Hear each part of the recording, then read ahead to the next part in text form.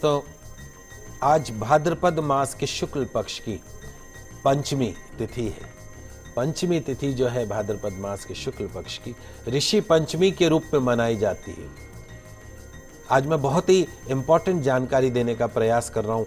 बहुत से लोगों को नहीं पता कि ऋषि पंचमी का महत्व क्या है। विशेषकर जो हमारी महिला दर्शक हैं, बहनें हैं, बेटियां हैं, माताएं हैं, सुनिएगा जो मैं बोल रहा हूँ।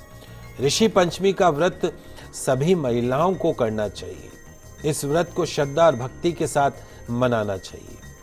आज के दिन ऋषियों का पूर्ण विधि विधान पूर्वक पूजन करना चाहिए। उनकी जो कथाएं हैं उनको श्रवण करने का बहुत महत्व होता है। ये जो व्रत है, विशेषकर ऋषि पंचमी का जो व्रत है, वो समस्त पापों का नाश करने वाला माना गया है, श्रेष्ठ फलदायी देने वाला माना गया है। ये जो व्रत है ऋषियों के प्रति श्रद्धा प्रकट करने के लिए है, कृतज्ञता प्रकट करने के लिए, समर्पण और सम्मान की भावना को प्रदर्शित करने के लिए एक महत्वपूर्ण आधार बनता है। पवित्र नदियों में स्नान करने का भी विशेष महत्व है। सप्त ऋषियों की प्रतिमाओं को स्थापित करके उन्हें पंचामृत से स्नान कराइए। उसके पश्चात उन पर चंदन का लेप कीजिए।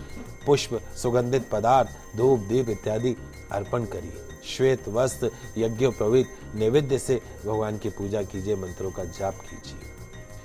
ऋषि पंचमी की कथा है। इस कथा के माध्यम से महिलाएं विशेषकर जान लीजिए कि क्यों उन्हें इस व्रत को करना चाहिए। एक समय की बात है कि विदर्भ देश में उत्तक नाम का ब्राह्मण अपनी पतिव्रता पत्नी के साथ निवास करता था। उसके परिवार में एक पुत्र था, एक पुत्री थी।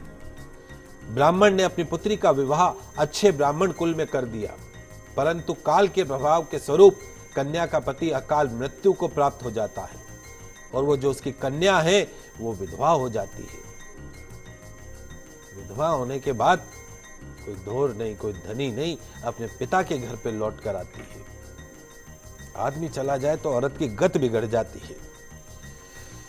एक दिन आधी रात में लड़की के शरीर में कीड़े उत्पन्न होने लगते हैं, शरीर में कीड़े पड़ जाते हैं। अपनी कन्या के शरीर पर कीड़े उत्पन्न होते देखकर माता पिता दुखी हो जाते हैं, व्यथित हो जाते हैं। परेशान होके अपनी उस पुत्री को उत्तक ऋषि के पास में ले जाते हैं। अपनी पुत्री की इस हालत के विषय में जानने का प्रयास करते हैं। उत्तक ऋषि अपने ज्ञान के प्रभाव से उस कन्या के पूर्व जन्म का विवरण उसके माता पिता को बताते हैं और कहते हैं, अब बात जो असली है वो सुनिएगा। कन्या पूर्व जन्म में एक ब्राह्मण महिला थी।